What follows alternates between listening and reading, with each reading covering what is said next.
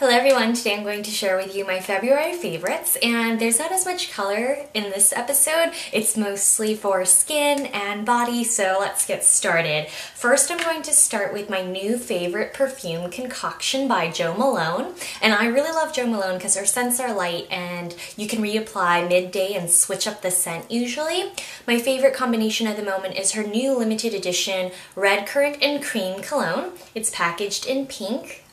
And this is the normal Jo Malone packaging, which is a lot more simple and with less color. This red currant and cream scent is actually a raspberry scent. It's a really sweet, sweet scent. And on me, the nectarine blossom and honey cologne is more clean than sweet. So when I combine these two together, the red currant does not give me a headache, and it amps up the sweetness in the nectarine blossom. So together, these work really well for me. And when I use the red currant, I only spray just a little bit, about half a pump that I normally would use, and I spray it behind my neck, and I do not spray it on my wrists just because my wrists are always in my face, and obviously no one wants a headache-inducing scent near their face the entire day. So when worn together, it's a perfectly sweet combination, but if you don't like sweet scents and if you prefer clean scents, I highly recommend you try the gooseberry. Now today I am wearing my favorite Lancome foundation, but when I want something less matte and more dewy, I actually have been using the Dior Snow BB Cream with the Vitalumiere Chanel foundation. And this is the regular Vitalumiere, not the Vitalumiere Aqua. And together in 30, and this is a one shade only BB cream, together these create the perfect, flawless yet dewy complexion. It's very luminous and it's more long lasting because of the longevity of the BB cream. Vitalumiere alone on me only lasts about 4 hours, but with the combination of 1 pump BB cream and 1 pump Vitalumiere, it gives me an all-day finish when topped with a setting powder. So I really love this combination. Now, underneath my Lancome foundation today, I'm actually wearing the Michael Todd Moisture Light Non-Oily Hydrating Lotion, and this is a great moisturizer for those of you with oily or combination skin. It's really light, but it's very hydrating, and if you prefer a matte finish like me, but you still want to wear a moisturizer, then this is definitely one to try. I love the way it smells. It smells the way Philosophy Purity should smell. I can't use the Purity face wash anymore because the rosemary overwhelms the citrus, and I prefer more of a citrus scent than a rosemary scent. But this Moisture Light product smells incredible. So if you don't like lemon-based scents, you may not like this, or you might find it a little strong, but I am in love with the way this smells, and the texture is really nice. I think 1 pump, 1 full pump is more than enough for your face and neck, especially if you have oily skin.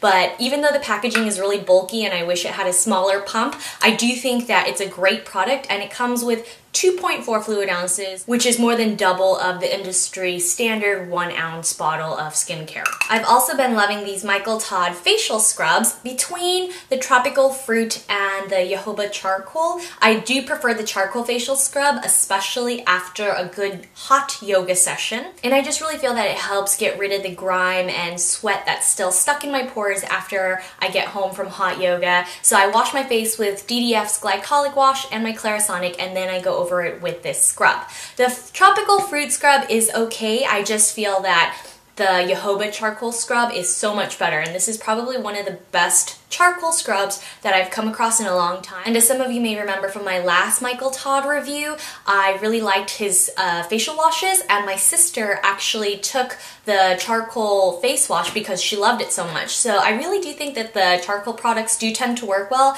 especially because my skin has been a little bit more acne prone with my hot yoga experiences recently. So I do think that, you know, especially if you are acne prone, exfoliating at least 2 times a week is imperative. So definitely check out this scrub. Now, as much as I like this charcoal scrub, I do find that if you are like me and you have used the Kate Somerville Exfoliate exfoliator in the past, then you may prefer the Tropical Fruit Enzyme Exfoliant Scrub. Because I'm more acne prone at the moment, the jojoba one works better for me, and it has more of a similar texture to the Clarins orange gentle exfoliating cleanser that I like to use, but the tropical fruit enzyme exfoliant scrub is a lot like Exfoliate in the fact that you don't have to really scrub your skin. So the papaya and pineapple enzymes will do the work for you instead of you actually having to scrub the skin. So this is a good one for very, very sensitive dry skin. Now, once I get out of the shower, I always use toner first, and I've been using my SK2 toner with Shiseido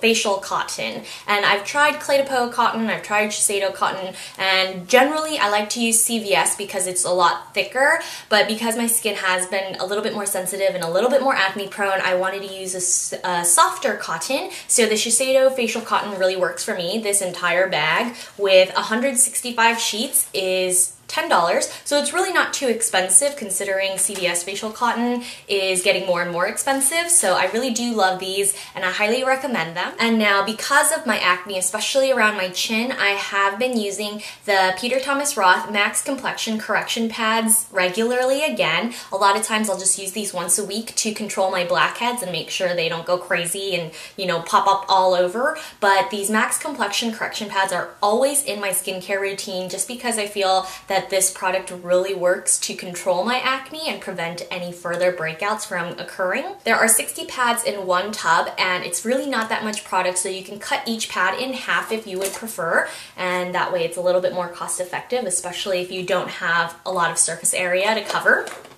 For those of you who have not seen me review this product before, it is a salicylic acid product of 2%, but it is the most effective acne product that I have encountered over the years, so I do highly recommend these if you struggle with active breakouts and blackheads. Now for hand cream. My favorite hand cream that I have tried in the past year or so has been the Hautelook Rose Hand Cream, and as you guys know, I'm a huge rose scent fan, and I feel that this Hautelook Rose hand cream is one of the few that doesn't make my hands sweat. And for some reason, hand creams tend to make my hands sweaty. I don't know what it is, but this one dries down quickly. It has a really nice moisturizing texture. It's not too heavy, it's not too light, and it also helps my cuticles. So I know a lot of people have been asking if I use cuticle oil because of my nail photos on Instagram, but it actually is not due to a cuticle oil, it's due to this hand cream. And as you can see, I've used quite a bit of it. Now for body, I did a bath and body post on my blog, RAEview.com. So I talked about the top 5 products in my bathroom, and I really love the Philosophy Love Sweet Love Lotion. This is one of their signature scents. It's one of the few that I really do love from Philosophy that is in their permanent range,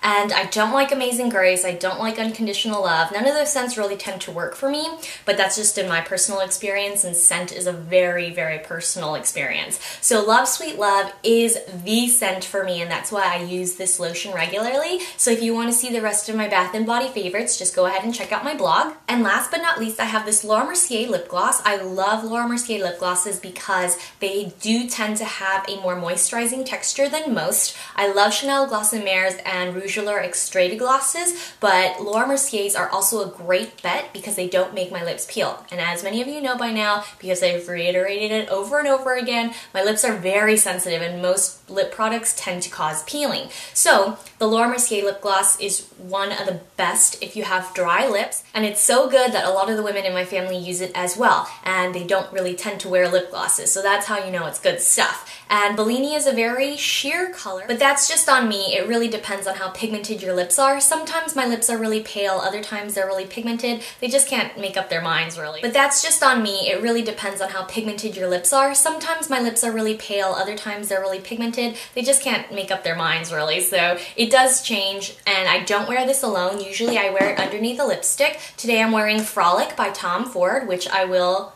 review on the blog.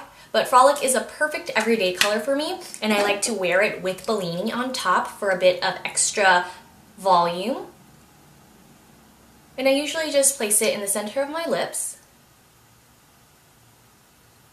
and then I press them together and it makes my lips look fuller in the center. So it's perfect for everyday use. As much as I appreciate the pigmented lip glosses and lipsticks, I am a sheer lip lover, so for me this combination really works well, and Laura Mercier glosses are definitely ones that you should check out if you're looking for a more moisturizing lip gloss if you have sensitive lips. So that's the wrap for today, and I hope you enjoyed the favorites. And if you guys haven't seen it yet, I did post a haul of spring 2013 makeup products that you guys may be interested, because it does include Dior as well as Burberry, so go ahead and check that out. I will post an annotation here so that you can check out that video. So thanks so much for tuning in, everyone, and I'll see you all very soon.